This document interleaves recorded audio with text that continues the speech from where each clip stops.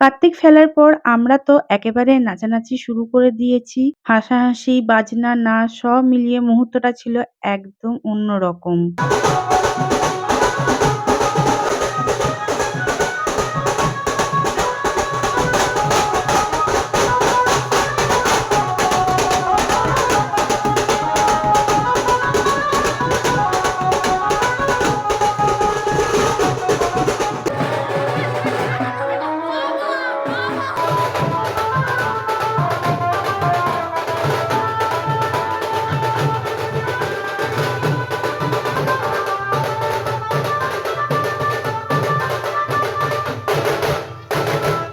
কিছুক্ষণ নাচানাচি করার পর এবার ভাবলাম একটু শান্ত হয়ে বসি। ঠাকুরঘরে গিয়ে দেখলাম হোম চলছে। শান্ত ও পবিত্র সেই পরিবেশে বসে কিছুক্ষণ মন ভরে পুজো দেখলাম।